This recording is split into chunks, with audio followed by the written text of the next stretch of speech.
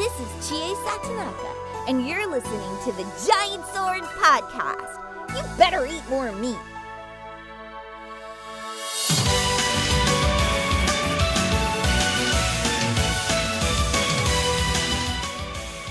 Hello, and welcome to this week's Giant Sword Podcast. I'm your party leader, Nick Lynn.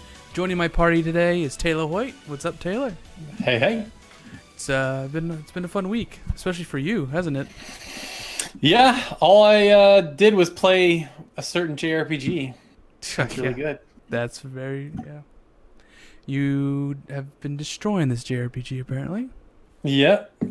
I'll be curious. I'm curious to hear what you thought I would have thought of the game, and yeah, we'll get to it at some point. Funny thing is, my topic for you this week is actually about that. Okay. Yeah. So today, this is a very, very like small news week. Lots of little news, but not really like big news. I'm not gonna go into the niche nitty gritty stuff. Yeah, no, nothing JRPG related. Next week we'll have something because they're having like that Final Fantasy 15 like broadcast. Oh, are they gonna finally release Final Fantasy 15? Oh, it'll probably be about the next season pass or the next slate of DLC is my guess. So we'll see. Final Fantasy 15. The game that never ends. So yeah, exactly. We'll hear more about it. Yep. All right, so let's move on to the news, which is very small. And it's very tiny. Marenian Tavern story. Patty and the Hungry God coming to PS4 on November 9th in Japan. Switch this winter. It's like a smartphone game that kind of looks like what's it called? Like Harvest Moon, Stardew Valley. And then it has like a turn-based battle system. It's very interesting. We'll see. That's something that interests you to fill that Rune Factory gap? I don't know. It's a smartphone game, so we know everybody loves smartphones. You know, Diablo devs have really figured that out. Do we want to talk about that? Later, yes. Okay. But yeah, it looks like very indie, but it looks fun. I don't know how it's gonna be. Maybe it'll be like that Mercenary Kings? Mercenary Saga, yeah. Saga. Mercenary Kings is a different game. Yep. But yeah, that's pretty much all the news about JRPGs. But there was a Smash Direct in BlizzCon. Yep. And were you surprised about the final roster of Smash, Taylor? Not really. You know, everybody was like, "Oh, we're gonna get like once they started including really niche characters in that leak." They had Chorus Kids and like some kind of like Super Sentai character, and I'm like, dude, they're not gonna put that in Smash. Nobody in America even knows what that show is, or who the Chorus Kids are. But they had some that obviously panned out. Ken was one of the leaked characters. That was so obvious. I'm like, it's gonna be an Echo Fighter. It's obvious he's gonna be in there. Yeah. So, I mean, you like Ken just straight up in Street Fighter, so are you pretty excited about Ken being in there? Yeah, yes, because he's a faster Ryu. Should be fun. It's gonna be really fun. I'm happy about that. Incineroar looks fun. He's like a grapple character, right? Yeah, they made a hint. It's like, hey, this could be like Zangief. Like, wow.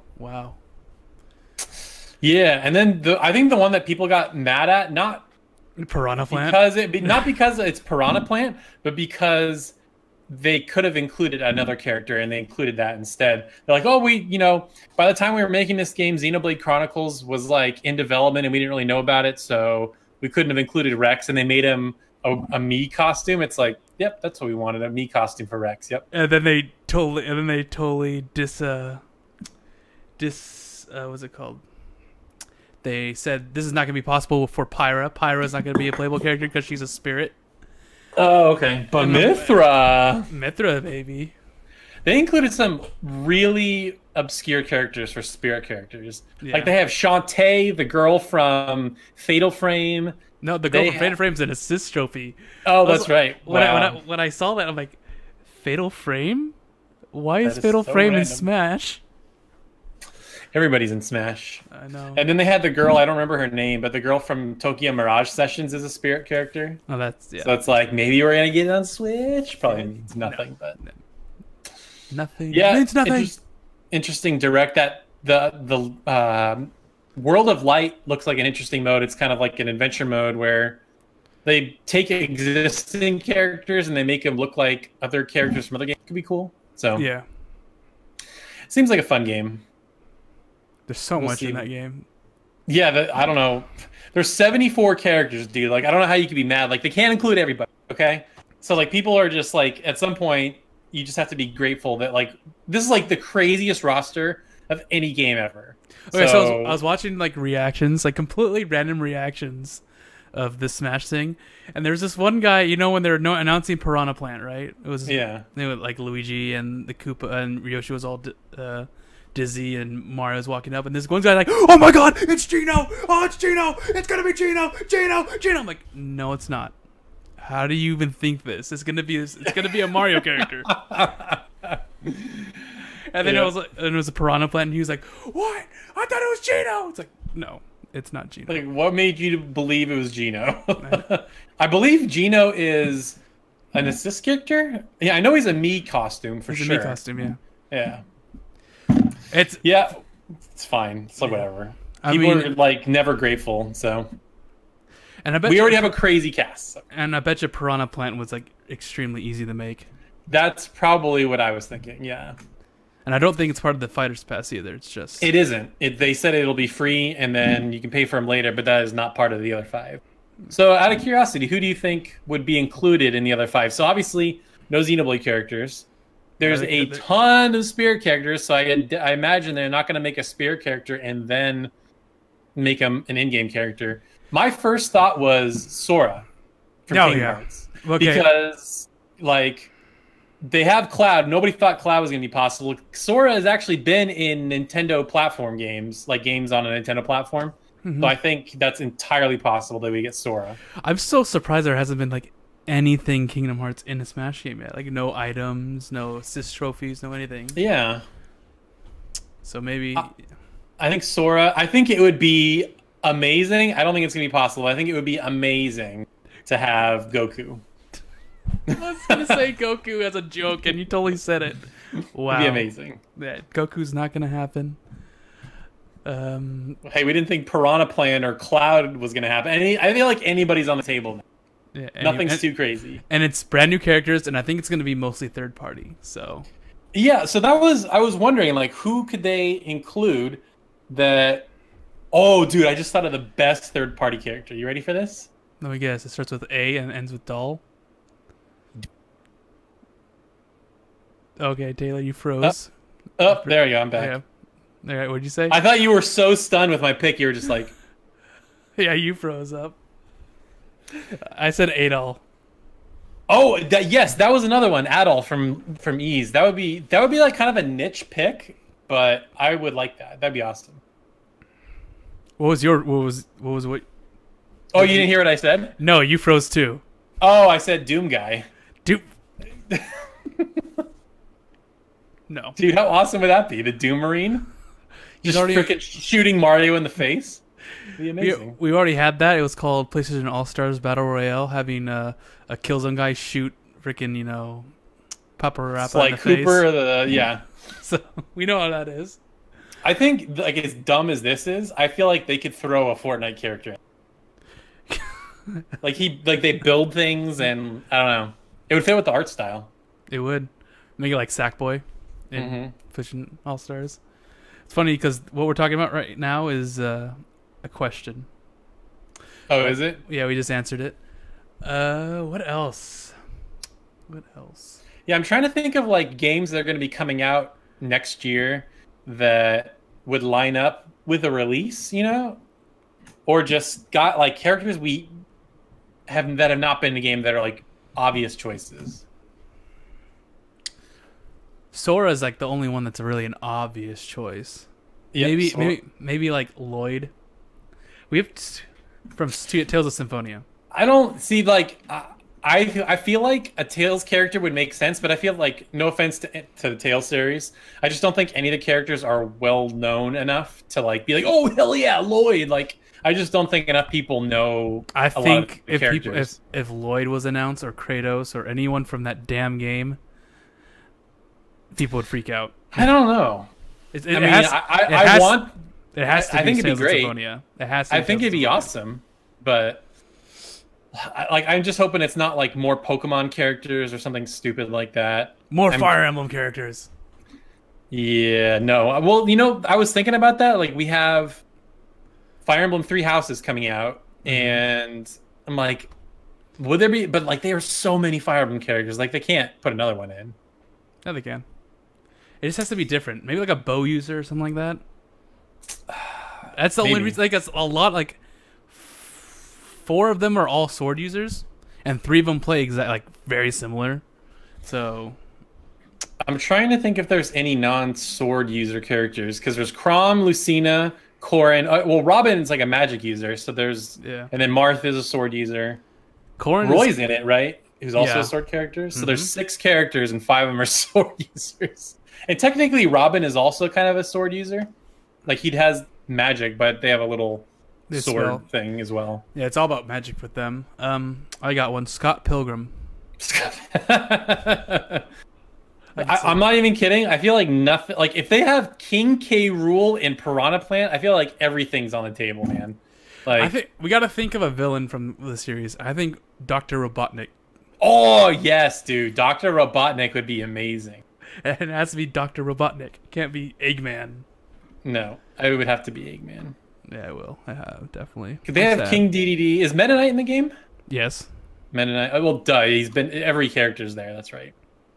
Every character that's ever been in Smash. So I'm trying to think of like a random Kirby character maybe that hasn't been in there. Ike. There's been a bunch of Kid Icarus. Yeah, I don't know. I think you're right. I think it has to be third party. I think Dr. Robotnik and Sora are like good choices. Rivali. I know everyone wanted Rivali. Oh, dude, yeah, Rivali. Dude, how awesome would that be if Sean Shiplock got to be in Smash? That'd be amazing. He probably already has done the voices and he's not telling anyone. If I got to be in Smash, I don't know. I don't know if it's possible, but or Dr. Wily, that'd be kind of interesting. Oh, he's an assist trophy. Oh, you're right. You're right. Can't be Dr. Wily. Can't be. Chrono from Chrono Trigger. I mean, it's possible, but no, not gonna happen. Wrong. Donald Trump. That'd be the best one. A cat girl from Necropara. It's on Switch. It's possible. It's on Switch. Possible. It's possible. Anything's possible, right? Yeah. I mean, they have Bayonetta. Bayonetta. I think they should add a new F-Zero character. I don't know any of the F-Zero characters. I know like the portraits, but I don't know the names. I just think they should add like it's always been just Captain Falcon. They need another character from F-Zero. And a lot of people, speaking of third party, a lot of people were thinking maybe Banjo-Kazooie. From that leak. I remember that. Yeah, leak. I mean, it's a Microsoft character technically, but I wonder, because Microsoft's kind of playing ball with Nintendo lately. I don't know. We'll see. I think Crash Bandicoot.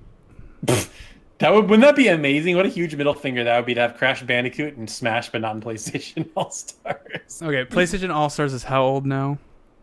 I think it came out in like 2013, maybe. It's very old, so I think they're allowed. Oh, it's totally fine, but I just think because Crash Bandicoot is on the Switch now, so right. And there's been a lot of them on older Nintendo platforms, so I could totally see them doing Crash Bandicoot. I mean, it wouldn't shock me. It just would be funny to to think about how Crash was so much more a PlayStation character, but he's in Smash and not PlayStation All Stars. That is like Cloud. Like Cloud. Well, see, that is the weird thing about a lot of the PS1 era everything. Like, we'll get to the PlayStation Classic at some point. A lot of this stuff is tied up in like weird licensing issues, and a lot of those original characters belong to different publishers now. So it's like really hard to get those classics in those types of games. So yeah. Sad face. Sad face. Speaking of sad faces, apparently there were a lot of sad faces at BlizzCon. No, not a lot. It was only the Diablo. It was hilarious.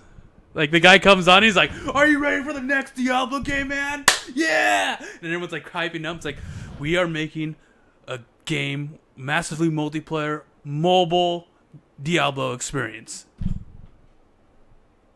Did you watch it live? Oh, yeah. Well, yeah, apparently he announced it, and then the crowd was just like silent, or they booed or something, or what happened? Okay, so that was the panel, right? Mm-hmm. They're like, "Who's excited?" Or he said something like, someone asked the question if why is there no PC port? Is there going to be a PC port that coincides with the mobile release? And Yeah. he was like, "No, it's only going to be a mobile release." And then you just hear everyone go, "Boo!" Like the entire crowd. Wow. And then one of the questions is like, "So is this like an April or early April Fool's joke? What are you guys thinking?" Like, that was a question to the devs. That's I was like, so cringy, dude. I was just like, bad. "Oh my gosh, these guys are just." And then like the like ratio was like 1,000 likes to like 260 dislikes. I'm like, yeah, they're screwed. Well, so here's the problem. It's all about expectations, because leading up to BlizzCon, they were like, "Hey, just want to temper expectations. There are multiple experiences that we're building in the Diablo world, but don't really expect much at BlizzCon." Like, they kind of set that expectation. Mm-hmm. And so for them, I think also it was bad for them to close the opening ceremonies on a mobile game. Because it's like, don't tease something and then give them really not what they want. It's like, "All right, guys, we're bringing Final Fantasy 15 to Switch in the form of Final Fantasy 15 Pocket Edition HD." Like, it's just like, okay. Yeah, that's what it's like. And apparently, I read somewhere that apparently they had Diablo 4 teasers that they were going to show, but they decided not to. Probably that's what I read that too. Yeah. They're probably the takeaway, like they didn't want to take away from the mobile hype, even though it's just pure hate for that mobile game. Oops. Yep. Talk about not reading the room. I think next year they're going to announce the D2 Reforged, and probably going to show up Diablo 4. And then everyone's going to be like, "All is saved." Yep. Who hates mobile games? Yeah. Who wants a real Diablo game? Yeah. Here we go. Yeah, here we go. But I knew you were going to be hyped for that Warcraft 3 remaster, because you've been calling that for a while now. Okay, yeah, I was expecting like a remaster, like the StarCraft remaster, where just like everything's just like, looks better, right? Like it's in HD instead of all pixelated. No, they're completely remodeling like every model in the game and rebalancing and redoing some missions to make sure to coincide with the WoW lore now. So they're going to change some story, and I was like, they did it. They did it. I was hoping they'd be like, "Here's Warcraft 1, 2, and 3, Warcraft Origins, here it is." But I'm glad that they showed what it was. What made me think when they first showed it off, it's like, "Here's a brand new classic. I'm glad we're able to bring this back." And they showed off the trailer, and it shows the flag. And I'm like, "Holy crap! This is the Warcraft 3 intro." And then I was looking at it, and I'm like, they redid the Warcraft 3 intro with like new CG. Wow. And I was like, okay, this is good. And then they didn't show any gameplay. And then they had in the background, they showed like the old Warcraft 3, and then they changed it to like the new one. And everyone was like, "Oh!" No, I reacted the same way. And then they showed the trailer, and I was like, and then I texted Connor. I texted Connor. I was like, "Connor, look at this." And he was like, "Nick, you just made my day." I love surprising Connor with stuff like that, because he doesn't really follow the news like we do. Mm-hmm. So it's pretty awesome. So it's like, whew. So I remember after the StarCraft 1 remaster thing, or StarCraft 1 remaster, they said that they're looking into doing Diablo 2 and Warcraft 3. So this is the Warcraft 3 one. Now we just need to see what they're going to do for the Diablo 2. So they'll probably announce Diablo 2 Reforged or whatever, and Diablo 4 at next BlizzCon, and then the BlizzCon after that, they'll probably have a release date for Diablo 4. Because Blizzard, they take their time, and they'll release things when they're good and ready. Yeah. So And, okay, so it's going all the way back to Diablo. When they first announced it, they showed off this trailer, right? And it was like very like animated, like stylized animation. And I'm like, okay, this is definitely just a mobile game. And then they with the animation turned into like a full on Blizzard CG cutscene. And I'm like, is this a real game? Like, is this going to be on PC and everything? And they had this beautiful CG Blizzard trailer, and nope, this is a mobile game. And I'm like, wow, that's a waste. I know the production value of that trailer was insane for a mobile game. Yeah, I was like, that is a waste. I'm sorry, Blizzard, you just wasted a bunch of money. But they're farming out the development to some Chinese developer apparently. Apparently, that game is just a reskin of a Chinese game. Oops. Yep. Some people saw that and like, oh nope, done. So here's the funny thing though: people get all outraged and like nobody's gonna care. The game will come out and people will play it and it'll be fine. Like nobody's gonna care. People are gonna be mad. Still mad at Sony. Or Sony at BlizzCon. People are always mad at Sony. Well, there's a reason to be mad at Sony. They're censoring a bunch of games now. Well, okay, so I know I may have overreacted a little bit to the PT thing, but apparently, if you do the name change, I think it's in beta right now. Mm-hmm. It'll like totally mess stuff up. I think the guy that had posted that thing on Reddit about PT being disabled had their name changed or something. Mm-hmm. I think that's why it got messed up. Because I booted up PT and it was fine. It's good. But it's good. Apparently it was some fear mongering going on. Probably because they changed their name, so they changed their ID, so the game is not tied to that ID anymore. Kind of messed up that whole thing, and probably can't load it anymore. That's probably what happened. Sony even said that. They're like, hey, just so you know, if you change your name, it's probably gonna screw a lot of stuff up. And everybody's like, okay, whatever. And I don't care. My name's fine. Yeah. I think mine's still Fireproof 438.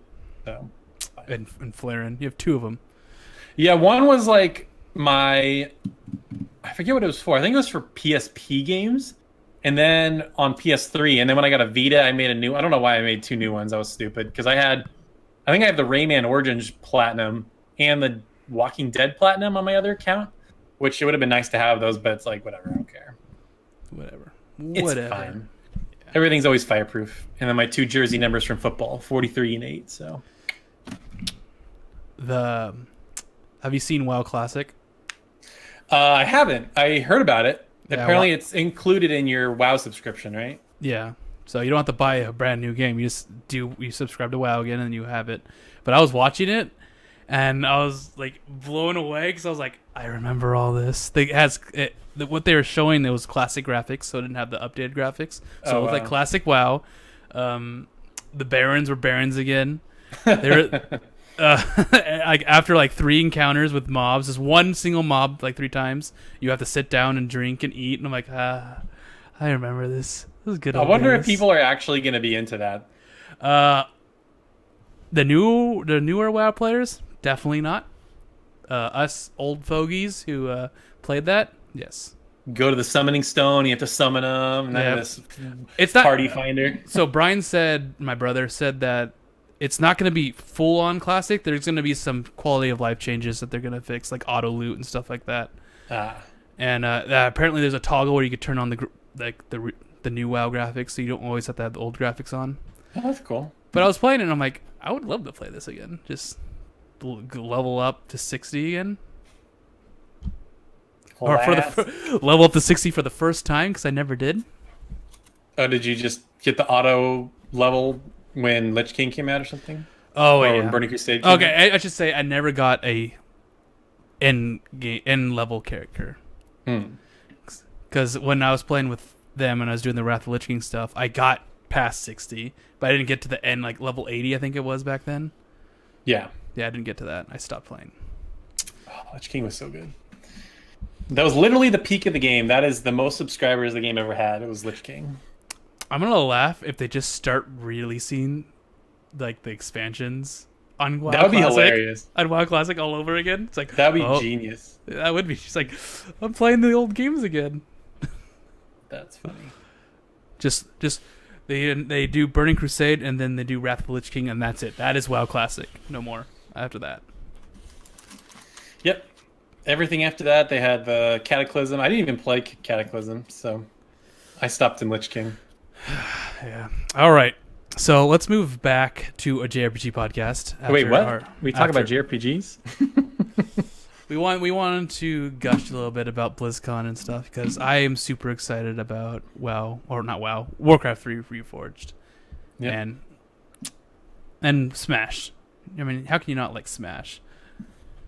So it's basically an $80 game because you have to buy the game and then you have to pay for Nintendo Online.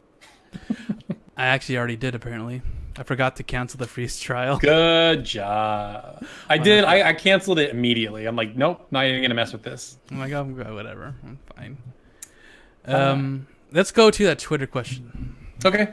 So my Twitter question was: the PlayStation was best known for its unparalleled JRPG library, but only 3 are packed in with a PlayStation Classic, which are Final Fantasy VII, Wild Arms, and I can't remember what the other one is. Okay. And so I said, if you had your way, which JRPGs would you want added? And so basically, I just, So almost everybody said Xenogears. That was a very popular answer. A lot of people were also really confused. Like, I don't know why Legend of Dragoon was not included, especially considering it was a Sony game, which is very weird. Why do you think they didn't include Legend of Dragoon? Because they already have a JRPG on it, and it was Final Fantasy VII. But Wild Arms is a JRPG. It's a different company, though. It's not. No, Wild Arms was published by Sony. Not made by Sony. True, but... Oh, Persona was the other one. It was, the old Persona 1, basically, yeah. Which is really crazy. Like, people are going to be very disappointed by that game, I think. If they're, like, coming from Persona 5, they're not going to like that game. A lot of people are saying Final Fantasy 9, which I agree with. Final Fantasy 9 was a great one.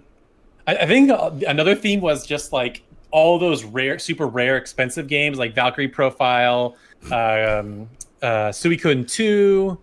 What were some other ones? Some Breath of Fires, although those aren't super rare. Vagrant Story. Somebody said you definitely need to include Legend of Legaia, which I was shocked. That wasn't Connor, by the way. It was somebody else. But yeah, all the classics. A lot of Chrono Crosses as well. Yeah, so I would say the 3 most popular were Xenogears, Final Fantasy 9, and Legend. Okay. Yeah. Okay. Well, see, here's the weird thing about the PlayStation Classic, though, is a lot of those games are available as PS1 classics for Vita and PS3. There you go. It's like you already have your PlayStation Classic. All those games that you want, except Legend of Legaia and Valkyrie Profile and stuff like that, are on your Vita. And you could probably buy, 20 of them for cheaper than $100. Yeah. So it's weird. It's a weird predicament that this classic thing is in, because you could buy a lot of these a lot of these classic JRPGs that people want on your old systems already, on the PS3 and PS Vita. So that I saw a lot of people talking about that or saying that, and it's like, yes, just do that. The PlayStation 1 Classic, like, I don't even know like half the games on the PlayStation 1 Classic. Yeah, me neither. So it's just like they just picked whatever they could probably get licensed for. So I'll read the list, and then we can kind of, or maybe let's go one by one, and then maybe we can just give some quick reactions. So the first one was Battle Arena Toshinden, which was if I'm not mistaken, the very first game released on PS1, which I think that's a good pick. Kind of have to, right? Yeah, this is the beginning. Yeah, fighting battle game, and I believe that was a Sony game.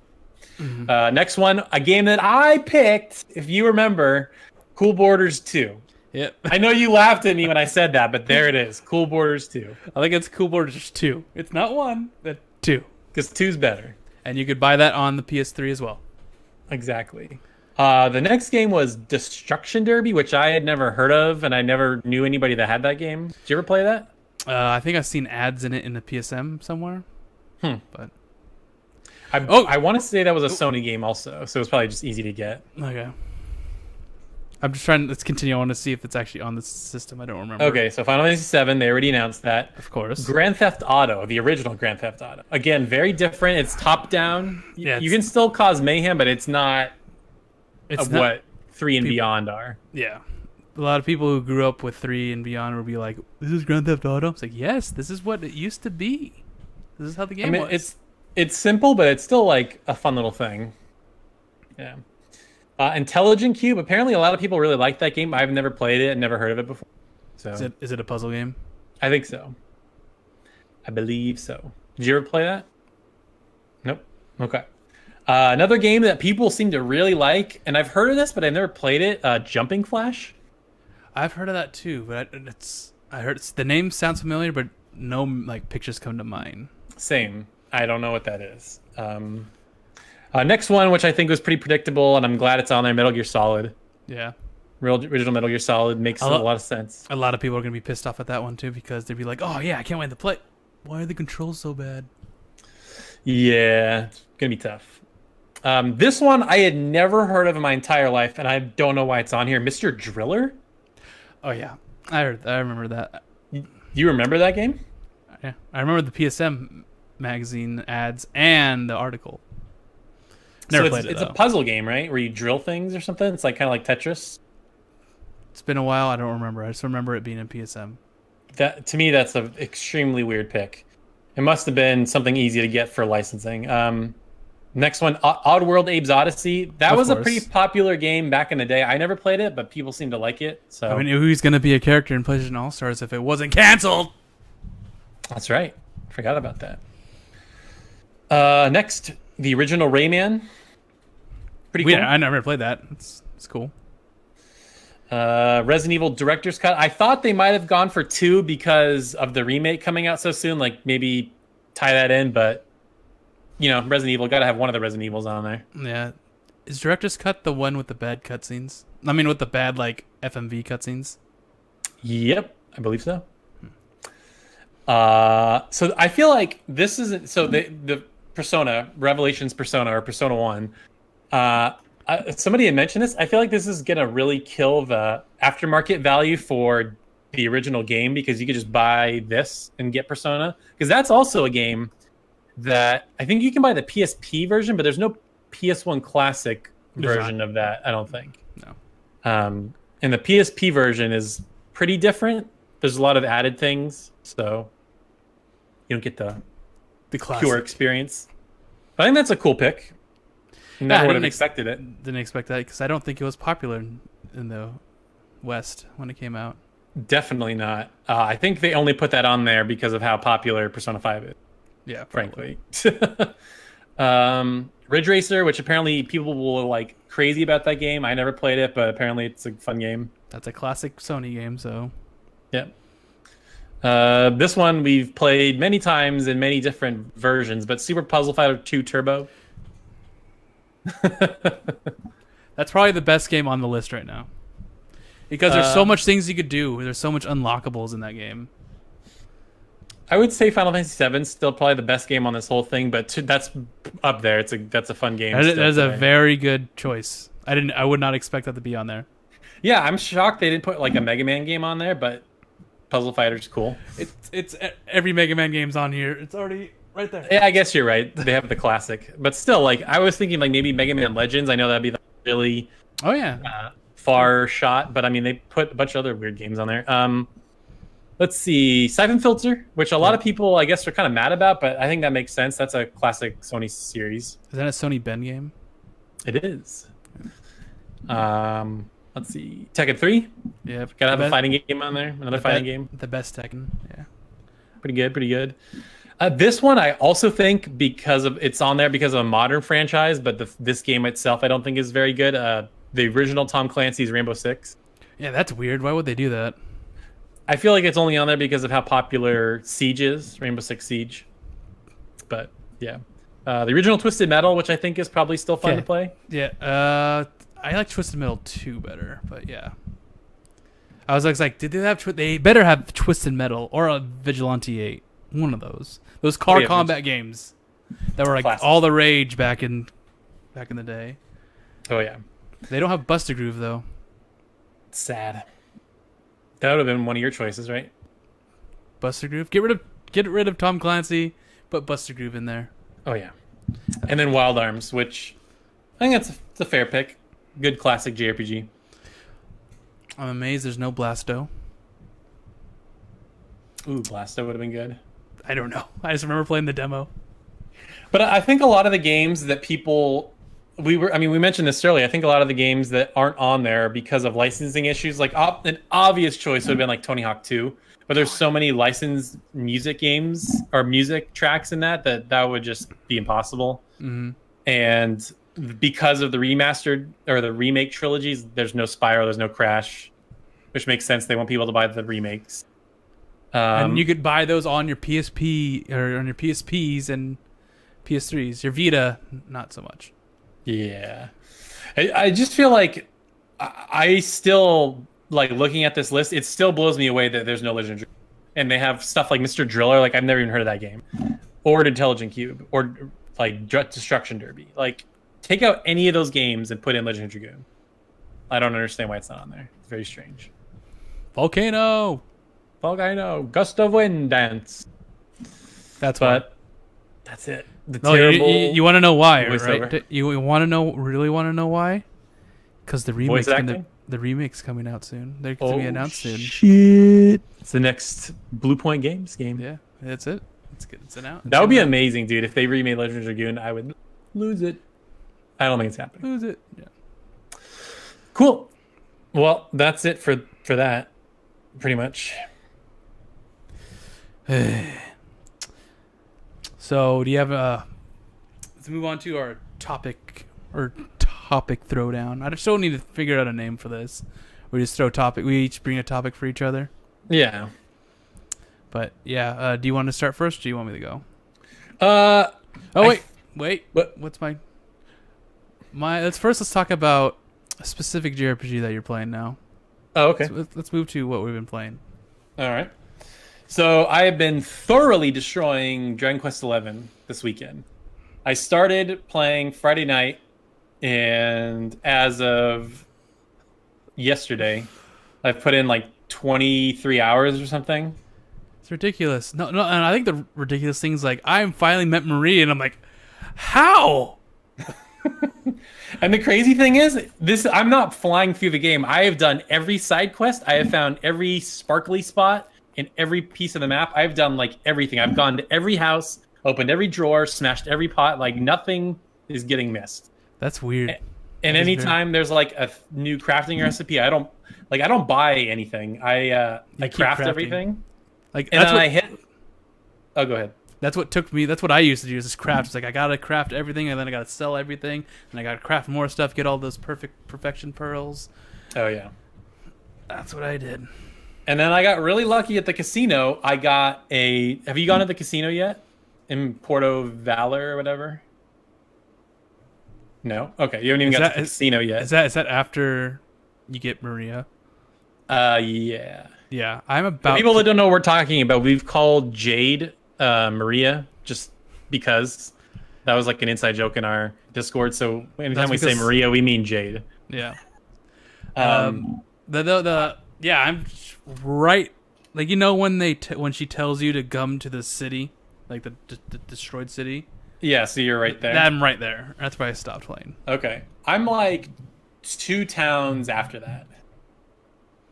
I definitely know Maria is in there because there's a quest to get the bunny costume in the next town. So I definitely know I have her in the party. So I have a bunny costume. I have like 2 parts of it. Yeah, the game is interesting with how you it shows visually. So I had the Dragon Quest 8 characters gear, and I'm like, oh, that's interesting. I would put one piece on, but not the other.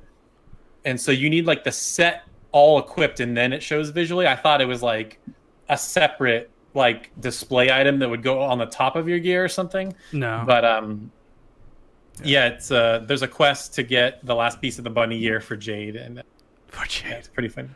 Yeah, I think you can put it on every female character. So. Oh really? Oh, I didn't know that. Okay. Well, it was only for the quest was specifically about Jade, but I haven't tried it on other characters. I didn't even think about that. So I'll have to try it later. Of course. But I love all the tropes in this game. Like, you got the burn hometown, you got the fighting tournament, you know, like all that stuff. The arena, the races, gotta have a casino place. The betrayal of the king that was supposed to be good. Yeah. I was this close. I mean, I don't want to spoil anything. I thought I was this close to seeing a ghost ship, but there was no ghost ship.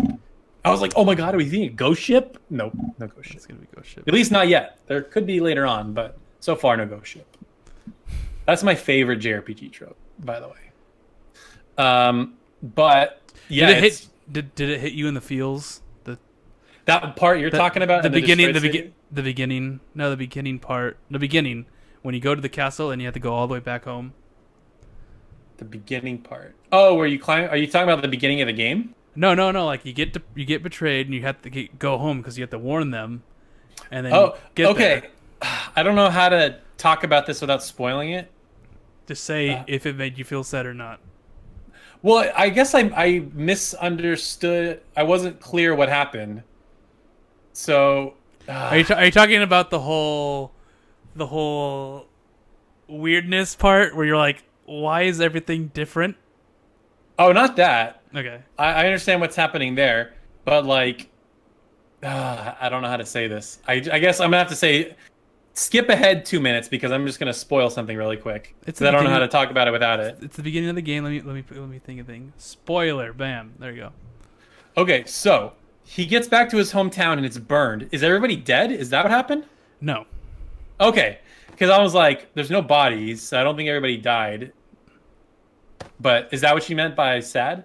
No, it's a sad that's like you got like your childhood friend was like, I'll see you later, here's a charm, and then you come back and then like everything's gone. And you're like, oh.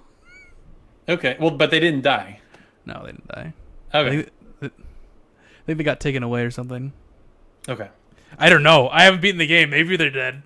I don't know either. Yeah. This happens at the beginning of the game, so it's not really a spoiler. Yeah. So. But anyway, spoiler over. Okay, so you obviously got the game a long time ago, and you put some time into it. What did you think that I was going to think of this game? I mean, it's hard to say now because I love it, but I'm curious what you thought I was going to think about it. What was going to annoy me about it, or what about it was going to annoy me? I think the side quests, because I have a feeling there's like no world building. Oh wait, you love no world building. Never mind. I don't know. I thought that the battle system would probably bore you. Mm-hmm. Having to explore everywhere. Or not having to explore everywhere. I figured you'd be, since you're going so fast, it's like, oh, I'm just following the map. I'm following the star. I'm not going anywhere. I'm just going to the store, doing all the missions, or just going through the main story, not doing anything else. That's what I thought you were doing. I'm like, that's a typical Taylor thing to do. It's not. Mm-mm. So you surprised me. I'm doing absolutely everything. So when you say world building, like I think you're talking about like the lore of the world and like things are happening for a reason, kind of. So for me, pretty visuals go a long way. So this is like one of the best looking games, period, that I've ever played. Definitely one of the best looking JRPGs I've ever played. Too bad the music sucks. You know what's disappointing about the music? It's not that it sucks. It's like the same music. So I played pretty far in a Dragon Quest VIII, and it's all the same tracks. Dun da da da da da. Like that's music's in Dragon Quest VIII. The battle music's the same. The intro music's it's like all the same music. I don't think they haven't made new music for the game. I don't think it's the same. It's just very similar. And it's it's the same, dude. Like that bustling town song that's in Dragon Quest VIII. Like all these songs are in other Dragon Quest games. That's the part that annoys me. It's not necessarily the MIDI. I know people hate the quality of the music or whatever, and it's not great. Like there's an orchestrated version. Why would you not include that? But to me, it's just it seems lazy, is what it seems like. I think it is actually. Well, I read something. Apparently, the composer of Dragon Quest, Koichi, I don't know what his name is. Koizumi? No, I don't know. He is the oldest video game producer of all time. He has a Guinness Book of World Records record of being the oldest video game composer. And he just doesn't want to change his ways. Yeah, he's probably like, I'm 87. I don't want to compose no music. Let me get his name right. It's Koichi Sugiyama. There you go. In case people would destroy us in the comments later.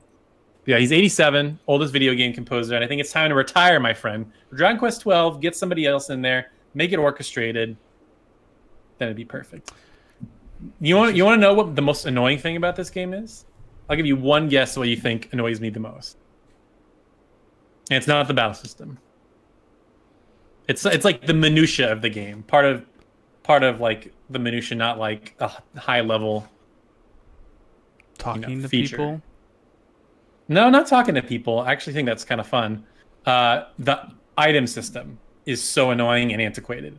Like each character has 3 pages of items, and if they like fill up their item space, they have to put it in a separate bag. It's just like, why not make one big global bag that just everything goes in? Like having to transfer items in between characters is like needlessly tedious.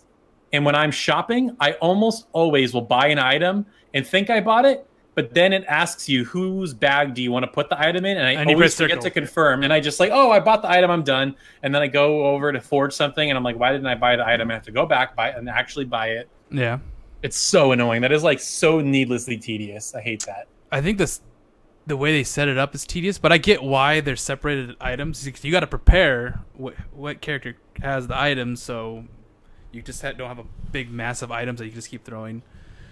I mean, Grandia does the same thing. Each character. Do they? Each character has their own inventory. So That's if you have a healing item on Sue, but you don't have one on Fina, and you need Fina to heal someone with an item, you can't do it because Fina does not have a healing item equipped in her bag. That's interesting. It's just a game design choice. I get your menu system though. I've done that multiple times where I bought something, didn't pick a bag, and then and I didn't buy it. I was like, oh, I needed this, but oh great, I got to go all the way back. Yes, quite annoying. It like, I think by default it should go in like the communal item bag and sort it later or something. Yeah, that's what it should do. Because that's what I always do.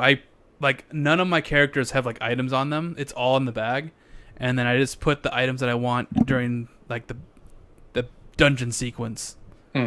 So, yeah. No, but like I love exploring because the game kind of like visually lays it out to you, and like the towns aren't like that big really. Like Heliodor is big. The first town you go to is pretty big, but the rest of them really aren't that big. Like you can explore them in like 10-15 minutes maybe. What I love is if you pull up the mini map, there's little red lines that represent the doors that you can go in. So you like, I just kind of meticulously make my way around town and go in every single door that I'm allowed to. The reason why I go around every door and try to look at every bookshelf is because I want to find the new recipes. Yeah, there's always a recipe. Yeah, that's definitely the thing, and it's almost always better than what the town you're at sells. And you usually can't even make it. Yeah, you have to go around and grind or try to find the thing, but yeah, it's really good though. It's just like it feels like a PS1 era game with like a modern coat of paint. It's very simple story. It's like that structure I love where it's like, let's run through a very streamlined area to the town. Oh, there's like a dungeon I gotta go. Dungeon story bit onto the next town and repeat and rinse and repeat. I love that. It's so basic. It feels it is so basic. It's like, it is. Oh, but let's go to the next town. Oh, there's something happening here. Let's go to the dungeon. Okay, let's go back to the town. Yay! Next town. Dude, you are gonna cringe when you hit the next big story beat. It's so like ridiculous what the next thing you have to do is. Is it? It's like it's the most. Think about what is the most tropey thing you could possibly do to complete a quest in a JRPG. Tropey thing to do? Yeah, the most basic, simple thing you could do to like the goal of an adventure. Talk to the king? Okay, don't get that basic, but like, do you know what? Okay, do you know what the goal of Final Fantasy 1 is? To save the world. By doing what though? How do you save the world? Is it gathering all the heroes of light? I don't remember. You have to gather orbs that represent different elements, and then once you put them together, I think you can defeat Garland. So the next story beat, you have to go around. You have to fight Ifrit, Sylph, Undine, and Gnome, and then they combine to create Maxwell. Is that what's going on? That's it. You figured it out. There's been a hint already about what the next thing is. But anyway, I was laughing at it. I'm like, wow, this is what we're doing. Okay. This is so tropey, but I love it. We gotta get the Earth spirits, guys. We're gonna save the world. Can I just tell you what it is? Can I just tell you? Was I not close? You were close, but it's like even more basic than that. We gotta go find the white dragon, get his diamond, make sure he gives me his blessing. Then we gotta find the black dragon and the red dragon, and then we become the dragon master. You're really, really close. You're extremely close. But anyway, I just love it. Like, all the tropes are there, full effect. But I think maybe that's what I love about it, is that it's really beautiful, but it's like easy and straightforward and simple. I think that's what I love about it. And it's not like this crazy super like time distortion and we're traveling and there's like a super god from another dimension. It's just like, there's a darkness, you're the light guy, and you're on an adventure and you got to get the things and beat the bad guy. It's like, okay. And it has, I will say, this is no exaggeration, this is no hyperbole, it has the best towns of any JRPG ever. It's hyperbole. Like, it's not hyperbole. It has like the best towns ever. Name a game that has better towns. Quiet, my darling. Quiet? Yes, no, quiet. Just be quiet. No. I was talking like the other guy. I forgot his name. Sylvando? Yeah, Sylvando. Oh, Hani. He's like a gay Spanish guy or whatever. He's awesome. I love him. He's fun. Who's your party?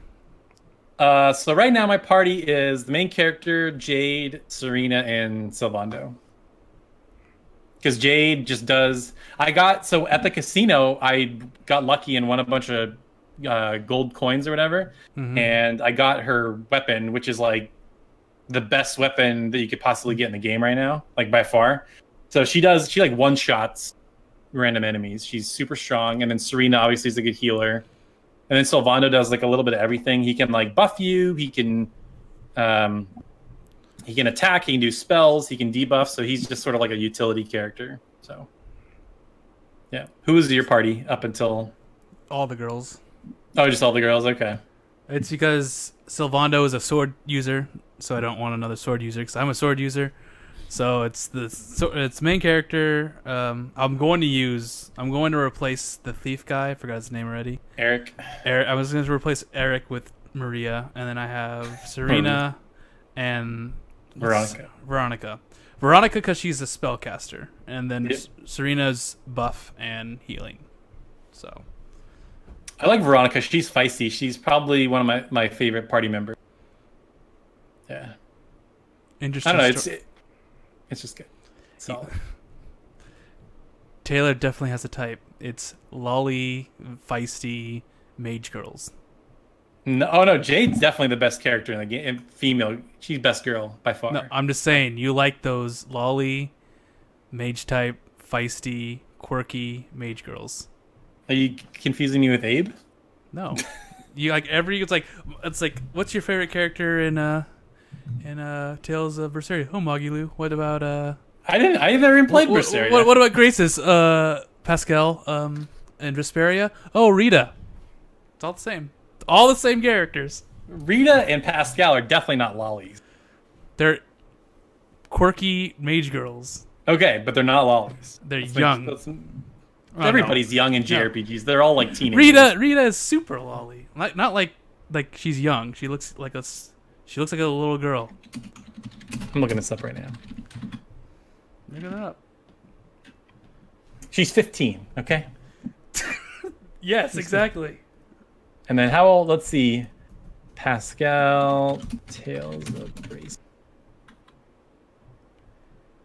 Pascal's 22, okay? She's not a lolly.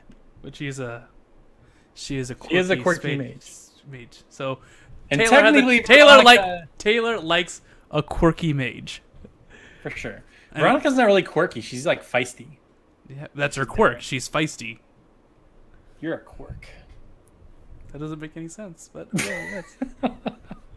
No, it's just really good. I don't know what else to say. It's amazing. Good job. It'll be the first Dragon Quest game I beat, that's for sure. I will say it's a little easy. I think I've only had a character die once. And the boss battles have been pretty straightforward. That would be my only criticisms would be the item management thing is annoying, and the game's kind of easy. And the music is just the old music. It's just awful. It's just so boring. It makes me fall asleep. I just put on easy music when I'm playing. There you go. That's perfect. Just turn off music in the thing and put on easy music. Yep. Summer or sunshine coastline. Hell yeah, dude. Every single time. Every. Yep.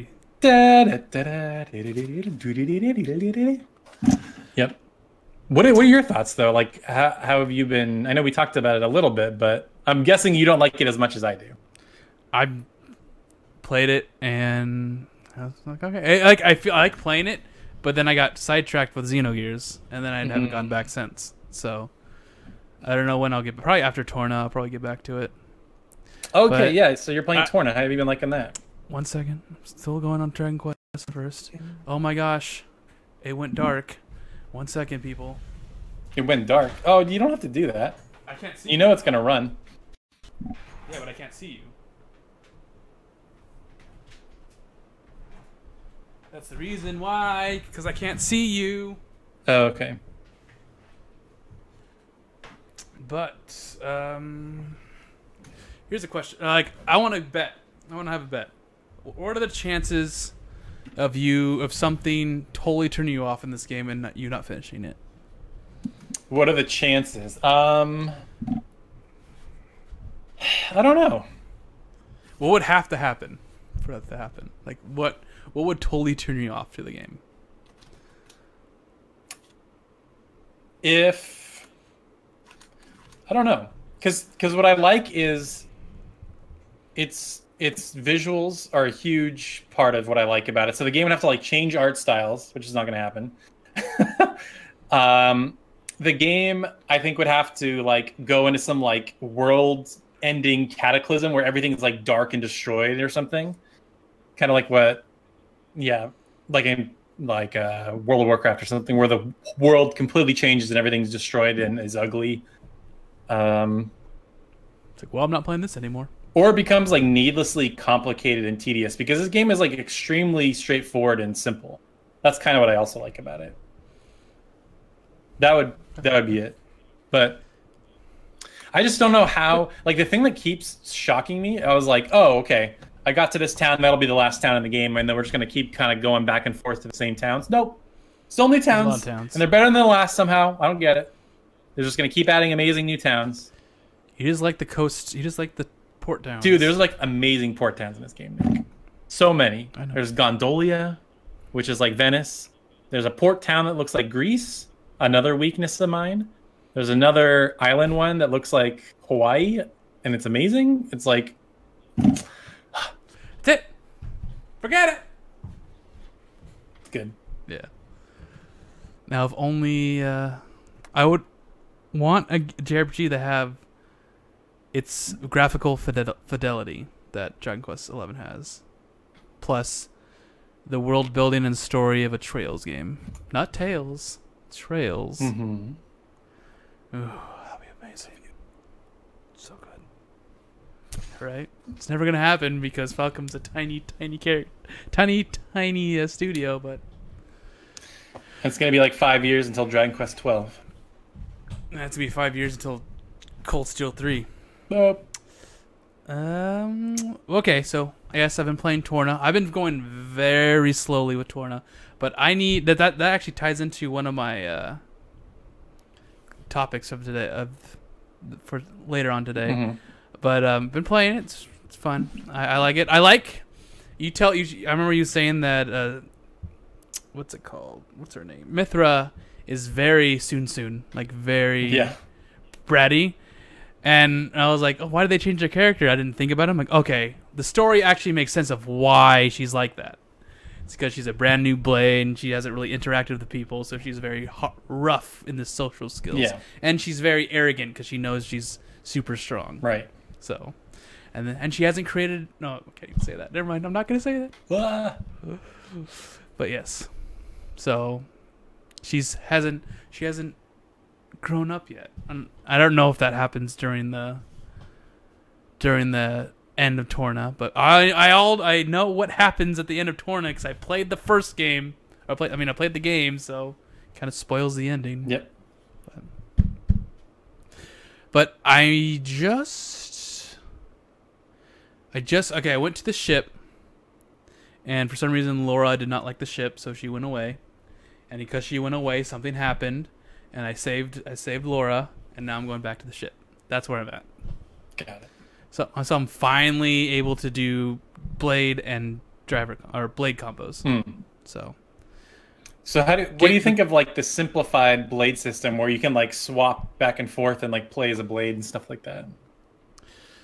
I like it. It's interesting. I need to go back to. It makes the blades more involved, but I also feel like it makes the battles go by way too quick and they're really easy. Mm-hmm. So it's like, okay, I'm going to switch my blade out. Okay, now I have all my abilities are all refreshed. Okay, do. Okay, now I'm going to switch out again. Oh, my abilities are all refreshed. And I'm just constantly doing damage. And I'm able to do driver combos really easily. And it's just like, okay, the game, it's cool. It's cool. Game is just really easy now. So I wonder what's happening. And I paused. In the middle of a cutscene, I turned off my Switch, or I put it in rest mode, and I turned it on again, and the game was like going in fast forward. The cutscene was going in fast forward, so it was like, I'm like, wait, what's going on? I'm missing the cutscene. Stop. That is really weird. I've never seen that happen before. So like I missed like this conversation, and then it loaded a new cutscene, and it went back to normal speed. It was really funny because it was just like speeding through it. I'm like, stop, please, stop. That is really bizarre. What's happened today? But yeah, that's what I've been playing. I haven't been playing anything else other than just messing around with Overwatch, but that's something completely different. I see. Let us move to our topic showdown now. I'm gonna move to mine because it's about Dragon Quest XI. Okay. With your fascination of Dragon Quest XI, are you willing to try out any other JRPGs that you were wary of? Nope. Next question. Just nope. Not at all. Well, I wasn't ever wary of Dragon Quest because I was wary because I was afraid it was going to be like 8, which is extremely grindy. Like, I love everything about 8 except how much you have to grind just to like get to beat normal enemies. Like, that game was so grindy. And this one went way too far in the other direction. Now it's way too easy. There's like there's a nice middle ground in there. So is there a game that I was hesitant on? I can't really think. I mean, the only games I'm ever really hesitant on now are like PS1 era games that I haven't played before. So I don't know. It's those high turn-based battle encounter rates that I hate. So I just don't know. Yeah, I just don't know. Because I feel like all the other modern ones, like I've played every Falcon game that's on modern consoles, pretty much. I've played all the Xenoblade games except the, which is funny. People say that's the best one. Yeah, I know. What do you think, in your opinion? X is definitely the worst, so let's like not even entertain that idea. But is 2 and Torna, are they better than the original? I can't really fairly. I like the story, but being on the Wii, being on the Wii, and me playing it on a Wii U kind of ruined the experience for me because that was just a pain to play on. Like I enjoyed playing it and I beat it. It was a Xenoblade game, you know. The story's convoluted, doesn't make sense at times, and a bunch of technology and God and technology gods and gods, ether and more gods. So I feel like the only game that's like that that I would ever give a try, and it would just be for the lulz, would be Shining Resonance. If it was like super, super cheap, and because of how much I've ragged on it, and how much everybody's like, oh yeah, Shining Resonance Game of the Year, like it's just like a meme on our Discord at this point. That would be the only game I would ever give a shot to, but it would have to be really cheap. I'm not paying full price for that game. There's no way. So if like on Black Friday it's on sale for like $20 or $15, $5, I'd think about it. Yeah. That's the only really game I could think of. Because anything else, there's like been games on the table. Like I feel like Tales of Destiny is playable. Like even though it's a PS1 game, like I feel like because of the action combat and the story and the visuals, I feel like that's. I really want you to play it.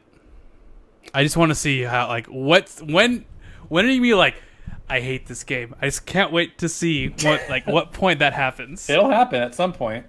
It will happen. I know. I have a feeling I know when it's gonna happen. Is it that point where you have to like randomly go around and talk to people and you don't know? No. That's easy to find. Okay. I'm talking about something completely different. I see it in my head. Funny thing though, Connor really wanted to play Tales of Destiny, so I let him borrow mine. I'm very wary of it because it's a very old disc, and it feels like if you like touch it, it'll go. That's what I feel like. So he's playing it, or he played it. I think he's done with it. But he said, "Oh, I started Tales of Destiny." 2 days later, I'm already at the end of the second act. What? The second act to the end of the game, pretty much, right? Jeez. And I'm like, what? Jeez, what? That's crazy. He blew through it. Yeah, he blew through that game. He was so happy to play it. So besides Destiny, is there? So it sounds like you're prodding because there might be a game you want me to play that you don't think I could tolerate. So is there a particular game besides Destiny that you would want me to play? There's one more, and I'm going to make you play it. And you're going to play after Dragon Quest XI. Make you is Trails in the Sky second chapter. Ah, okay. On PC. I'd be actually down to play that. Those are fun games. It's a long game. How long's long? 70 to 80 hours. Okay, that's Nick time, so let's dial it back. It's probably like a 60-hour game. 60, 70 hours, yeah. It's longer than the first chapter. Yeah, the first one's only like 40 hours or something. Yeah, It's like a normal JRPG playtime. The second one's just crazy. Like you think you're at the last act, it's like, oh nope, there's a whole other chapter you have to do. Hold on, I'm gonna look up on how long to beat Trails in the Sky. Don't do it. You're gonna get a spoiler. 51 hours is the median main story, and then main plus extra is 73. Yeah. So the third is really short, or by comparison. The third is like the four. It's like the first one, but there's so much to do in the third, and the third is just like pretty much all story, like all world building. That's what that game was made for. There's a story, and then you find things that build the world around it. Interesting. No, I have a backlog. I am very willing to give both Sky and the third a go because of that lingering cliffhanger. I still remember that cliffhanger and things that I know about the game. I mean, like I don't know exactly what happens, but there are things that I know. I'm like, how is that possible? I need to know how we got from there to here. So I'm still very curious about that game. Yeah. So Destiny and Sky 2 are the two. Sky 2. So Sky 2, I'm pretty sure you could tolerate. I know at one point you're just going to throw a controller and destroy it in Destiny. And, yeah. Okay. Yeah, I mean, next year I want to so the Cold Steel Kai games are coming out. I'm going to replay 1 and 2. Well, I'm going to replay 1 and then play 2 finally. And then hopefully by then we'll have 3 and 4 notes. Oh, please. Come on. Jeez. Come on. Jeez. Just waiting for it. I want to play the third so bad. You know what? Another game that I've been building lists and thinking about JRPGs and stuff. Another game I really want to play is Tales of Berseria. I never got around to it. People say it's like a comeback from Zestiria. I know you and Maddie like it, but widely, a lot of people didn't. But a lot of people liked Berseria. So you know what's funny? It's not a comeback from Zestiria. It improved on Zestiria. You know those problems that Zestiria had? Mm-hmm. They fixed them. But it's not an open world. It kind of goes back to the more traditional, like, connected No, zone it's thing, right? It is the same exact thing, right? As Zestiria? Yeah. The big Like open areas that have nothing in them? Yeah. Okay. I mean, Zesteria's was just like, I think you thought like the creator was like, oh, we saw Skyrim, so we're gonna try to make an open world Tales game. It's not what it is. That world that you're exploring is like the overworld. It's a world map, pretty much. Right. Well, and that's what Berseria does. Berseria has the same thing, and that's what Xillia did, and that's what all these Tales games do now. Okay. So here's where I disagree with you. Xillia did the like hallway thing, but like Zestiria had the hallway thing, but they were like way wider. So it like gave you the illusion that it was like open world, and it was like, oh, okay. But then you walk around and there's nothing to find. Because at least like, so Dragon Quest XI basically does the same thing too. If you like want to be technical about it, it's like little hallways that connect to the next town, and then they go to the next town. But with that, at least there's like the sparklies to find. Sometimes you find a treasure chest. There's camps. So like, there's at least things in the world. I felt like the problem with Zestiria is there just weren't things in the world. There was just big open areas with nothing in them. And there's dire foes and altars that you had to find, but those were far in between. And you could tell when we're going on a Zestiria rant. You could tell in Zestiria that it was rushed and it wasn't complete. Yeah, that is why I could say that they are gonna make a remake. They're gonna do a Tales of Zestiria R, and they're gonna like change things up to make it kind of like the anime. Yeah, I mean, and make the world filled up. I love that they're taking their time. I mean, Tales of Berseria came out August 18th in 2016 in Japan. So it's been over 2 years. By now, they would have announced the game, and it would have been out in 2 months in Japan. Like, they were just cranking those things out like Atelier games, but they're really taking their time, and I love it. So, and plus, they're working on remasters and remakes. There you go. Get that Tales of Destiny collection. Get that remake. Get Tales of Destiny 2. Let's make it happen. Oh, God. Do it. Let's live the dream for money. It's money on the table. I got the Warcraft 3 Reforged. Now we just need the Tales of Destiny HD collection. And we're set. And then the very last thing is the Final Fantasy Tactics sequel, or remake, or port. Anything Final Fantasy Tactics. Just a new Final Fantasy Tactics. Let's do it. Come on. Come on. All right, Taylor. Throw your topic at me. Okay. So I was thinking about this because I know you guys can never understand what I like about certain things or whatever. It's like, how do you like this and this thing, but you don't like the exact same thing in a different game? So, Taylor, no one understands you. Exactly. It's just... So I guess my question is, as far as I understand, JRPGs are probably your favorite genre, right? Would you say that's fair? I enjoy them, yes. So what is it about JRPGs that you value? Is it like just their overall charm? Is it the way they're structured different from RPGs? Is it the characters? Is it the art style? Like, what is it that keeps you coming back to JRPGs? Like, what is there one particular thing that you like about them, or is it like a couple three things? It's the same thing. Like, it's kind of like what I like my anime for. Mm-hmm. I like the simple stories. Sometimes they're like really complex, like Xenogears, but I like my simple stories with my fun characters, and a lot of JRPGs have that. And then just add fun characters, cool world, cool fun story, and then fun gameplay. Like, it's fun. I like centralized stories. Western JRPG or Western RPGs just don't have that. They're all just, hey, create a character, now go out in this world and be your own thing, and I hate that. Really? Yeah, it's so boring. Your character just seems like he doesn't belong in the world most of the time. He's just sort of exploring aimlessly, doing nothing. Like there's no goal. Yeah. It's just, I mean, there is a goal, but it just feels like it's not important. I'm gonna do all these other quests while dragons are destroying the world, but it doesn't matter because I'm not doing that quest line, so the world's not gonna change. It's like, okay. So is that why you haven't played Breath of the Wild yet? That's why I haven't played a lot of open world games anymore. They're not fun to me. So when I heard Tales of Zestiria is gonna be open world, I'm like, oh god, screw this game. No, it's awful. But yeah, it's I grew out like because every game was becoming like in those open world games. There still are. I was just getting sick of it. Yeah. So, yeah, I like JRPGs for their centralized story. Like they have a story, and you have to follow that story. Pretty much, there's like this false feeling of open world exploration, but no, you're linear and you're going on a story. There's some exploration and sometimes there's some secrets, but no, you're on a path.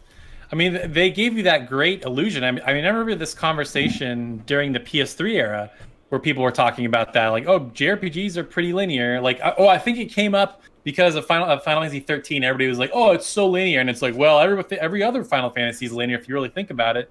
But it like you said, it gave you that illusion much better.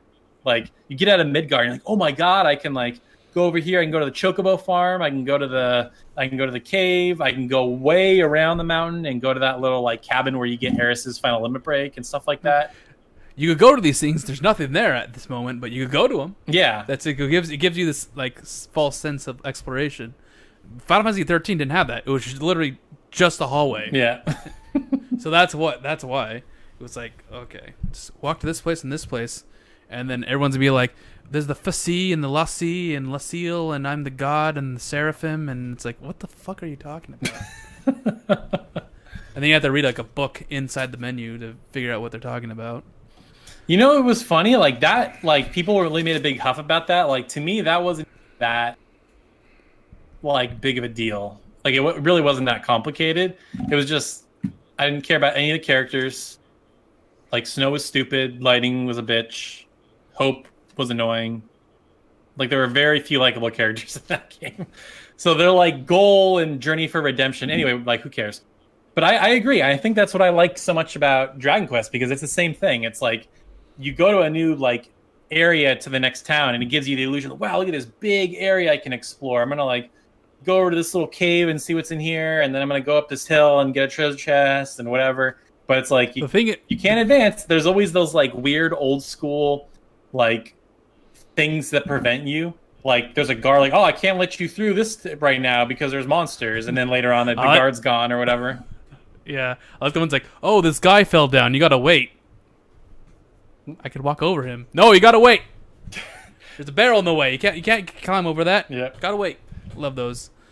Yeah, my favorite in 11 was this one part. I was trying to teleport back to town. It's like some mysterious force is preventing you from using this ability. I'm like, yeah, because you have to go to the area to trigger a story moment. Yeah, exactly. Okay, so the cool thing about the cool thing about Dragon Quest 11 is that it allows you to go to certain places that you shouldn't really be going to, and you could explore it and like destroy it, and then go back to the main quest, and then the main quest actually goes back to that spot, and then you're like, oh, I already been through this, and you just go through it real quick. Yep, pretty neat. Yeah, you're right. Because when you think about all the old classic JRPGs, they all did that. It was all very linear with the illusion of openness. Because I think of Grandia, like if you really think about Grandia, that game is extremely linear because you're like going somewhere, right? So you can't really explore or go back or anything like that. Although, you know, some open up like near the end of the game when you get like the airship or whatever the thing is, and it gives you the option to explore, which is always cool. When you find those secret areas, Tales of Destiny had a lot of those. Secret areas, so much fun. Yeah.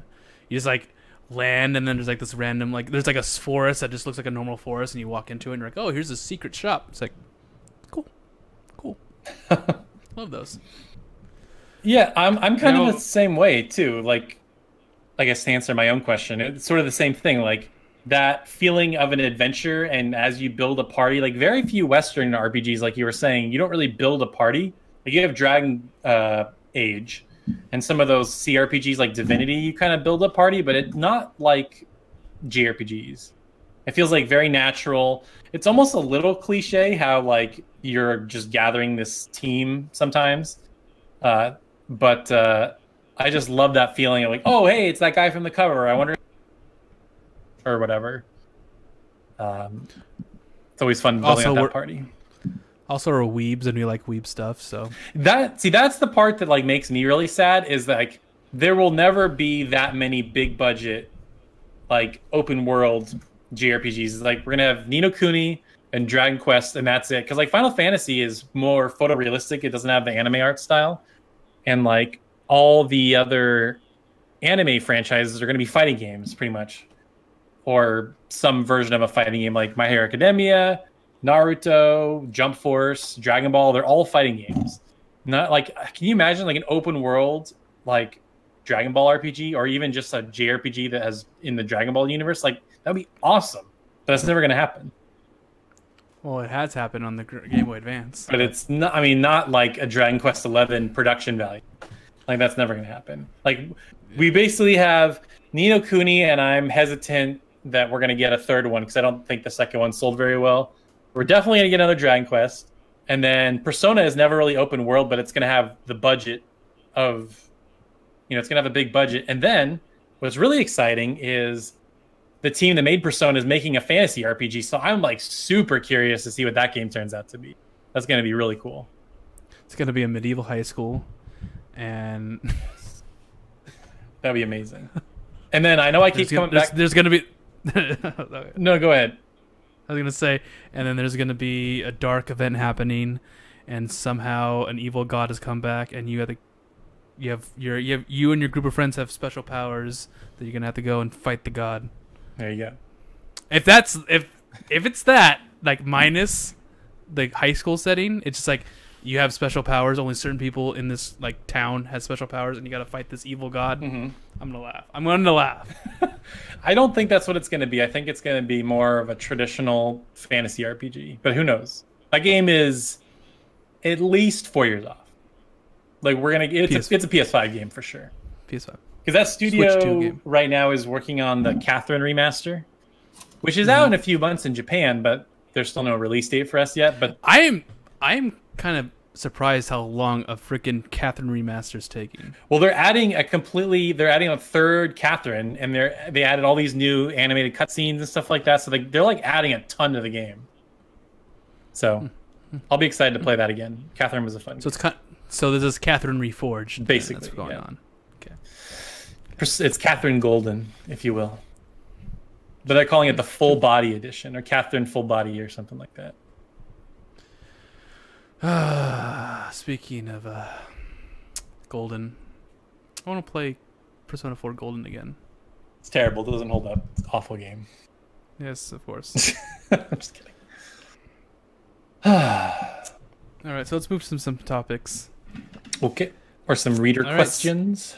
No, I'll do some. These topics are pretty short. Oh, okay. Do you find it easier to binge games when your console is connected to a TV with a couch and not a handheld? That's a good question. Probably because eventually I'll run out of batteries on a handheld, and like having to play with it plugged in kind of sucks. And usually big screen games have a bigger budget and they just suck you in a little bit more. Like I can't think of the last handheld game I like ever binged really. Well, I'm talking like playing on the Switch, right? Yeah. Like my question, what I was gonna say is because I've been having trouble binging my JRPGs on my computer. Like my PS4 is connected to my computer. Yeah. And it's like I'm on that desk and I'm playing my game, but it's hard for me to focus on the game because I'm on my computer. Oh, I see. At the same time, so I was like, is it easier to binge while just being on a couch, totally absorbed in the game, and then playing that? And I'm like, oh man, I really miss that. Because I used to have a TV in here, and then I had my console connected to that, but now everything's connected to my monitors. So it's like, I wonder if it's easier to play a binge stuff when you're on a TV. Probably, I would imagine. Yeah, because I don't have that problem. I have a TV in my room, so I don't have a computer or anything really to distract me except my phone. So I can imagine that would be hard. Like if I'm sitting here playing Trails in the Sky and I've got Discord, like I'd probably be like looking at Discord. So yeah, it's hard. It's hard to say for me because I really don't play on my PC ever, or I haven't in a while at least. Soon. Ben will be now soon. So see, short little topic. Here's one. Which JRPG would you want the other to enjoy, even though it's against their tastes? Ooh, that's interesting. I'm trying to think of games that I mean, you're like kind of, oh, I love all games. Everything's great. So, I know. It's like, bring it on, Taylor. See what you could think. well, it's not so much games that you don't like that I wish you'd like. It would be more like, I'm just curious to see what you thought of these games. Like, you still haven't played the original Ni no Kuni. I'd be really curious to see what you thought of that.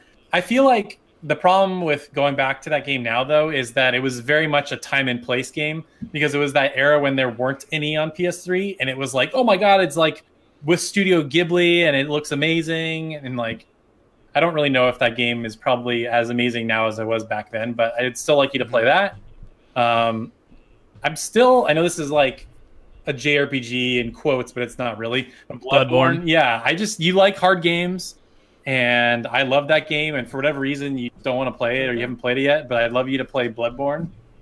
And then I feel like you'd really like Nier Automata, too. That game has a really dark story, cool combat, awesome music. So I'd be just curious to hear your thoughts on those games. I got a question. Did you play Rune Factory 5? Well, it doesn't exist, so no. Rune Factory 4? I did, yeah. Okay. Not as far. I never beat it. I got pretty far, and then at some point I was just, I'm done with this game. No, the thing that drove me, it's like, I got to get married to this girl. That's what drove me for that. We need another one of those games. We need another farm life sim game. Stardew Valley 2. Come on. We need Rune Factory 5. That's what we need. There you go. Rune Factory was a good game. It was a good series. It was. I'm trying to pick one from you. I didn't really think about this. Well, I mean, you kind of said it earlier. Destiny and Sky 2, pretty much. It's true. I'm trying to pick one that's actually like impossible for you. Xenogears. I don't think I could go back to that. Do I want you to play Xenogears? Xenogears. I guess Xenogears are Legend of Legaia. I want to see you play that. All right. I mean, it's against their taste. All right, last one for that. Which SRPG would you be willing to play or try out? All right. No, I'm going to say something. Oh, okay. Vandal Hearts, Final Fantasy Tactics Advance 2, Disgaea 5, or Jeanne d'Arc. Probably you and Connor have both really praised Tactics Advance 2. And since I like Tactics, I'd probably, of those four, that's probably the one I'd be most willing to give a try. Because I feel like... What if I said that this game, that Final Fantasy Tactics Advance 2, is very short on the story? That's probably fine, because Tactics has a good story, but that's never really been the draw of it for me. It's been the customization, like how into each battle those games are really engrossing, because you really have to like think a lot about your move and what's going to happen next. Like that's kind of why I like Valkyrie Chronicles so much, because it just sucks you in, and like you can't be distracted or else you'll die, you know. So I've played a little bit of Jeanne d'Arc. That game's kind of hard. Disgaea, it's like the same thing every single time, so I don't really care about Disgaea unless it really shook things up. And then what was the other one? Vandal Hearts? Vandal Hearts. I mean, I'd give Vandal Hearts a try. But I want to see you give Vandal Hearts a good. Of all those, it'd be Tactics Advance for sure. I've played every single one of those games except for Jeanne d'Arc. I want to play that one. I mean, it's level 5, so it's not that bad. It's definitely a hidden gem, as the kids would. Hidden gem. All right, so let's move to some questions, and then we go eat dinner. From Wandy, it's National Donut Day. What's your favorite donut? Ooh, it's the Homer Simpson donut, basically, like the like strawberry frosting with sprinkles. You really like strawberry, don't you? It's a good flavor. You are that one kid who's like, strawberry's my favorite. I don't like chocolate, so yeah, I love strawberry. They have it at Psycho Donuts in Campbell, kind of near your house. I think they call it the DOH nut, like dough. Yeah. So I think they have that exact donut. It's pretty good. Me, I don't really like donuts. Yeah, you're not a sweet tooth guy. When I think of like what I really want is a beignet. Does beignet count? It's a French donut, I think. Dude, Dallas his mom used to make those all the time when we were kids. I know. They were amazing. I know. Right? That's what I remember. Okay, like I remember having this sleepover at Connor's house. We're playing games, and his mom was like, woke us up. Was like, we made beignets. Come and eat it.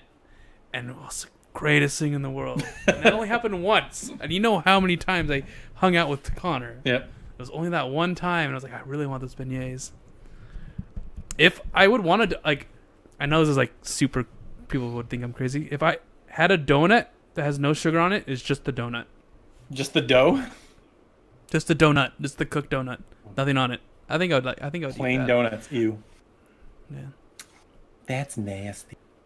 I like maple bars too. Maple bars are a favorite of mine. Maple bars are good. Yeah, there's not many donuts that I would like. I like the sugar. I like the glazed ones and sometimes chocolate. From Spaghetti, Cool Ranch or Nacho Cheese Doritos? You missed the question. I'm going to go back to it. This is just a short. This is a short question. I'm trying to think of the flavors. Probably the blue bag or the red bag. No, I know. Probably the red bag. Probably traditional nacho cheese. Because I used to eat a lot of those Loco Doritos tacos with the Dorito shell on it. So those were good. I don't know. I guess it has to be depends on what I'm eating. Because sometimes the Cool Ranch is good with a certain sandwich, and sometimes the cheesy one is. So it's hard for me to choose. I'm kind of with you. It depends on the mood for sure. From Waka Waka Waka, if you had to be a soldier and fight in the War of the Lions, which would you pick from? You had to fight in a War of the Lions. Which one did you pick? The one from FF Tactics or the ones or Trails, and why? Oh, because in Trails of Cold Steel, it's also War of the Lions. Yeah, that's pretty funny. I feel like Tactics got really sinister, and they were like dealing with some like really dark arts. So like there was like a potential to get like really effed up. So I'd probably do Cold Steel if I had to choose. I would do Trails as well because I don't want to do like there's giant mechs and in the Arcus, the quartz system. It's modern. It's kind of modern, but it has magic in it. Yeah. I wouldn't want like freaking dark arts, demons, satanic stuff. Exactly. So that's where I'm at as well. And plus. It's like, would you like to be in the medieval times or like the semi-medieval, semi-modern times? It's like, I'd rather have a cell phone, Exactly. From Craftium, I was thinking about the news about Dragon Quest 11 or Dragon Quest 10 potentially getting an offline version at some point, and how if they did that, they could reuse everything they have, but retweak the gameplay to make it better suited for a single player. If you could take these assets from any game, 3D model, textures, world, all of it, and either make a reimagining under a different genre, like making a traditional JRPG out of an MMORPG, or a spin-off, kind of like how Persona 5 Dancing Star Knight reuses the models and stuff, or how Link's crossbow is 90% reused Twilight Princess assets, what would you pick, and what would you do?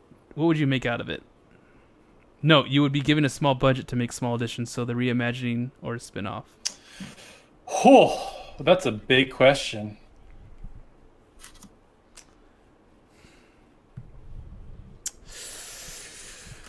Okay. Huh. I have to think of so you have to take assets from a different game and make it into a different genre.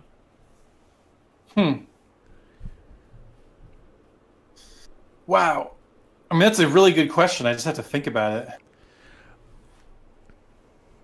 Trails of Cold Steel, the assets, but we're going to make a Smash Brothers clone.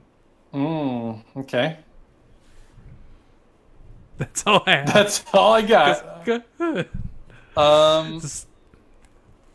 Interesting. Because you could use the 3D models and make a Smash Brothers clone with all the characters from all the Trails of the Cold Steel series, including 3 and 4.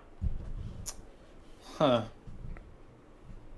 I feel like this has been a game that people have like sort of on the side been asking for, but they've never really done it with. I feel like they had the potential with amiibos, but have like a traditional JRPG, or like Super Smash Brothers RPG or something. Like have all the characters, like any of those characters could potentially be a party member, and it's just like this massive Nintendo adventure where you could like have a party of like Star Fox, Mario, an Inkling, and Samus, and that's like your turn-based JRPG party, and then you just go around and like Kingdom Hearts style, go to the different worlds. That'd be kind of cool. So you would take all the assets from Smash Brothers Ultimate and then make a JRPG out of that. Exactly. Be amazing. There probably wouldn't be enough level assets to make a world, but what kind of battle system would it be? Ooh, I mean, it would probably be based off the Smash engine, so some kind of action RPG combat. And then once they run out of HP, they fly off the screen. That'd be amazing. Like, how funny would that be? 0 HP. Ah! Victory. Not as funny as getting 0 HP and then a big gushing blood fountain shoots out, and they go, "Oh man, I'm hurt. I got to retreat." It's like you just lost about 50,000 gallons of blood. How are you still alive? Oh god. Yep. I love Vandal Hearts. It's good. I would also take the assets of Mega Man 11 and just make Mega Man Legends 3 somehow. Or take the assets of Mega Man Legends 2 and make Mega Man Legends 3. Or, here's what I would really do. Take the assets from Persona 4 Dancing All Night and make a Persona 4 remake with those better graphics. Just make it Persona 5 style. Yep, exactly. Dude, that'd be amazing.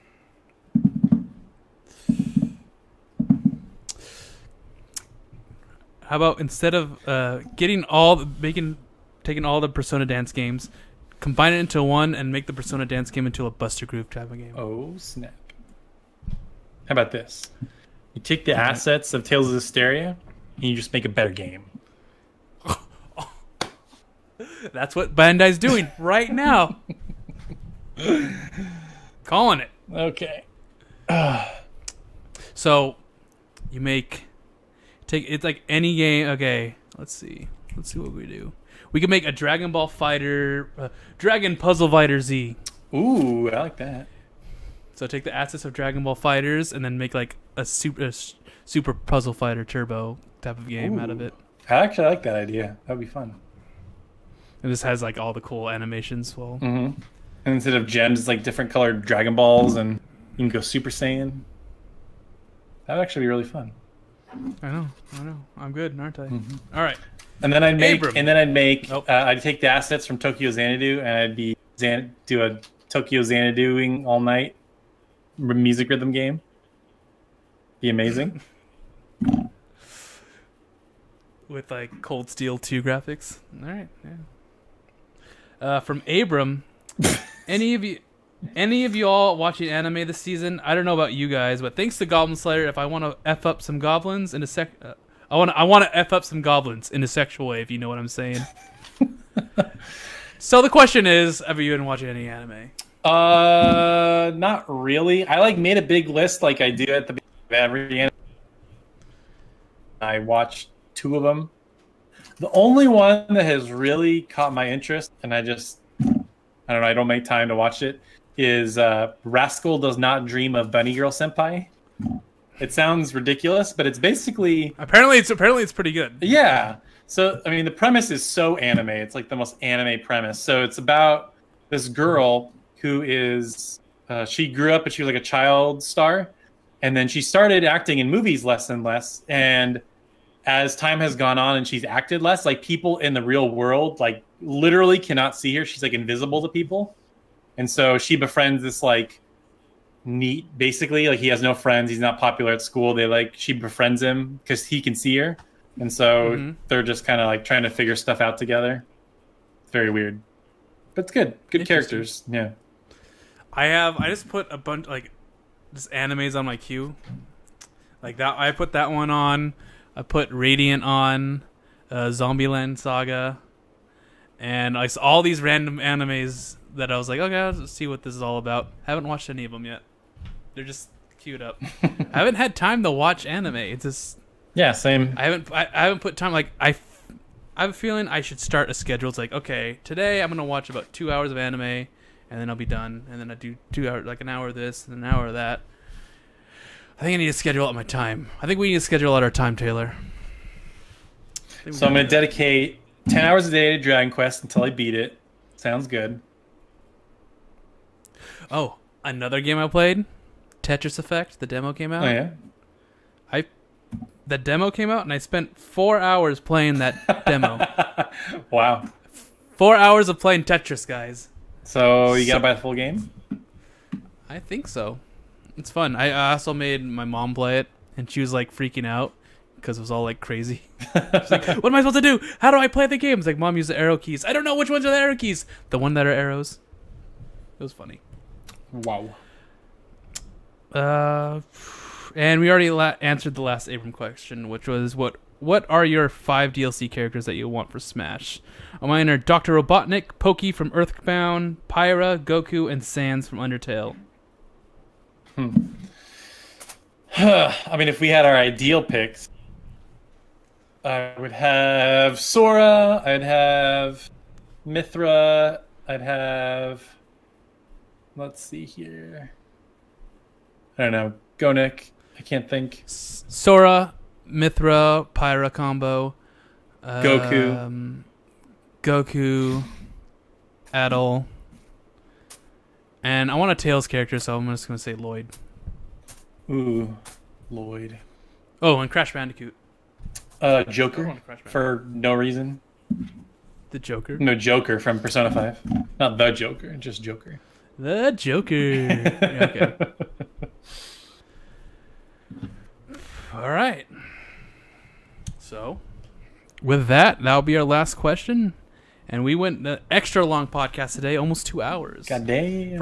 From a pretty slow week. So I like these new topics. I like having a topic every week. It makes fun times. I'm gonna try to get Connor on next week because I'm pretty sure Connor wants to talk about a lot of games. Do it. That'd be awesome. It'll be really, it'll be awesome. I don't think I'm gonna have Coconut though because I think I'll scare Connor. So I'm gonna have to hide Coconut. Do it. Gotta hide him. Gotta hide him. But yeah, thanks for watching, guys. We'll be back next week.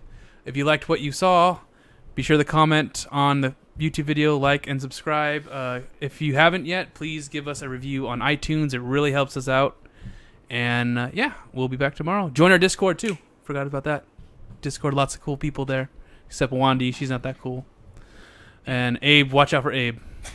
So it's wild on there. Yep. See you guys. We'll see you tomorrow. See you next week. See ya.